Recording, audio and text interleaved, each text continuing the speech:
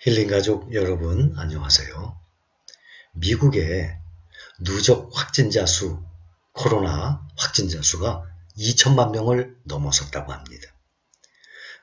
미국의 인구가 약 3억 한 3천 정도? 그 정도 됩니다. 계산을 해보면 17명에 1명꼴, 대단하죠. 인구의 6%가 해당이 됩니다. 17명 중에 1명이면 우리나라와는 정말 비교도 안 되는 인원입니다. 한 두세 집 건너에 1명씩 코로나에 걸렸다는 거 아닙니까? 첫 확진자가 지난해 1월 20일 보고가 됐습니다. 1년도 안 돼서 2천만 명이 넘어섰어요. 그런데 지난 가을부터 본격화된 이 코로나 확산세는 걷잡을 수 없이 커지고 있습니다. 첫 양성 환자가 나온 때부터 누적 확진자 2천만 명 중에 1천만 명까지는 도달할 때 거의 10달이 걸렸습니다. 그런데 2천만 명이죠. 또 1천만 명이 걸리는 데는 너무 짧았어요. 불과 2달도 걸리지 않았습니다.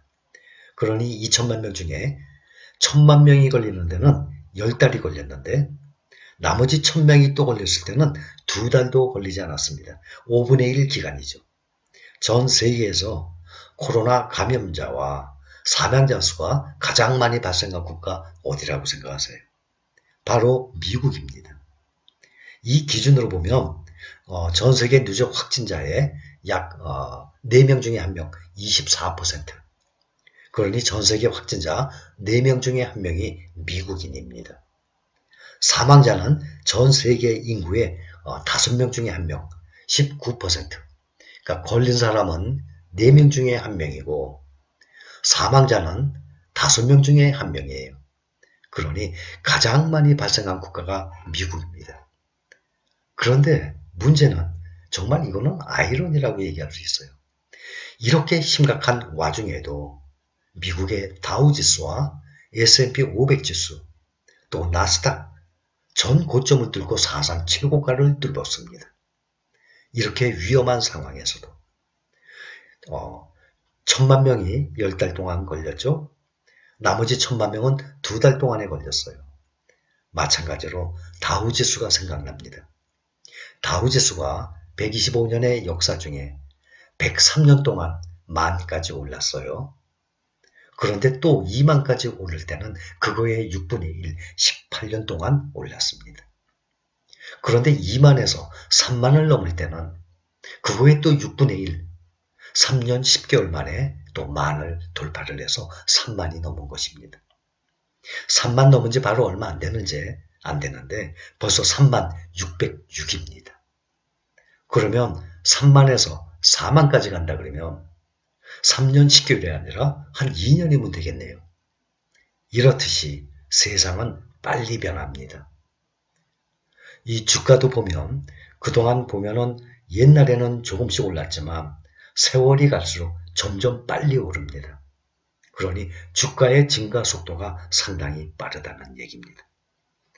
다우, 나스닥, S&P 500과 마찬가지로 우리나라 주식도 그동안에 비해서 상당히 많이 올랐거든요. 특히 근래에.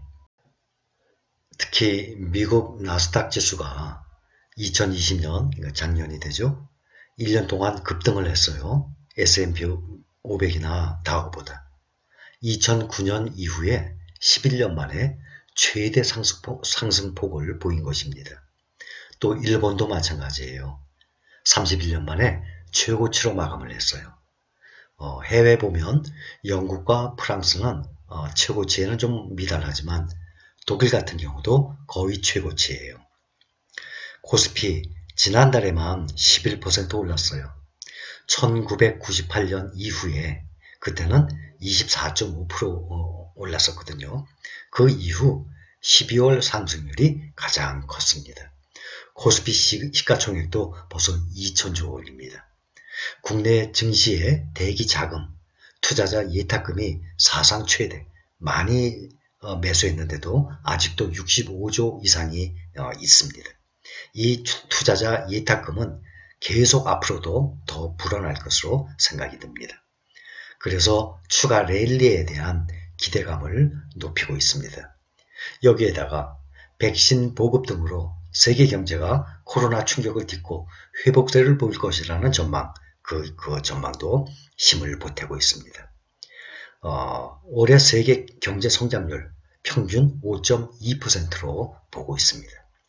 또한 1월 효과라고 있습니다. 증시에서 매년 1월에 효과, 1월에 대한 효과가 있을까? 이 주가가. 근데 최근 10년 동안 보면 짝수 아니에요. 10년 동안 정확히 5번 오르고 5번 내렸습니다. 그럼 반반 아닙니까? 1월 효과라는 것은 뚜렷한 호재도 없어요. 그래도 새로운 해 시작을 했으니까 1월 중에 주가가 다른 달에 비해서 많이 오르는 주식시장의 특이 현상을 말하는 것입니다. 그래서 주식시장에서는 1월 효과라는 게 있는데 10년 동안 5번 올랐고 5번 내렸어요. 그러면 반반 아닙니까? 2020년 지난해 코스피 지수 사상 최고치 2873 마감했어요. 새해 1월에 3000 돌파 기대감이 아주 커지고 있습니다. 2011년부터 2020년까지 최근 10년간의 코스피 1월 등락을 분석을 해보니까 5번 오르고 5번 내린 겁니다. 보통 해당 기간에 1월 평균 지수 상승률 1.6% 올랐습니다. 가장 크게 상승했던 해는 이제는 재작년이 되죠. 2019년 1월 9.7%나 상승을 했어요. 또 반면에 가장 큰 폭으로 하락했던 때는 2013년, 그러니까 8년 전이죠. 1월 달에 3.4% 떨어졌어요. 그러니까 가장 많이 떨어졌을 때는 3.4%가 떨어졌고 가장 많이 올랐을 때는 9.7%가 올랐어요. 그러니 최근 10년간 1월 중 코스피 상승과 하락이 5대5 아닙니까? 그러니 이제 홀수가 되는 11년째 올해 1월에 지수 방향이 이제 균형을 깨게 되는 거죠. 과연 6번 오르고 5번 내리나 아니면 5번 오르고 6번 내리는지 관심이 집중이 되고 있습니다. 그러한 가운데 특히 대장주 1등주죠. 삼성전자에 대한 8만원, 8만 1,000원이죠. 8만원에 이제 안정적으로 안착을 하고 9만원을 향해서 어떻게 가느냐 관심사입니다. 삼성전자가 지난 2018년 5월 3일자로 보통주와 우선주, 주당 액면가를 50대 1로 분할을 했거든요. 현재 8만 1,000원이에요. 액면 분할 전으로 환산하면 405만 원이에요.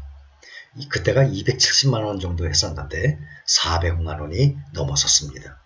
그래서 한 주당 가격이 낮아지면서 개인 투자자들의 접근이 정말 쉬워졌죠. 한 주에 지금 계산하면 400만원이에요. 이거를 한 주를 어떻게 삽니까? 매달 한 주씩 사지도 못하죠. 몇 달을 모아야 겨우 한 주를 사게 되는 거죠. 그때 3년 전만 해도 50대 1 분할할 때만 해도 270만원이니까 한 주에 한 주를 산다는 것이 결코 쉽지가 않았습니다. 2020년 삼성전자가 상승한 날이 많았겠습니까? 하락한 날이 많았겠습니까? 상승한 날이 좀 더 많이 나타났어요. 총 128번 상승을 했고 105번 하락을 했어요. 포함 그대로 오르지도 않고 내리지도 않는 날은 15번. 그러니까 상승이 더 많았죠. 그런데 가장 큰 폭의 하락을 기록한 날 3월 23일로 6.4% 하락했어요. 그날이 42,500원으로 최하의 저점을 찍었을 때입니다.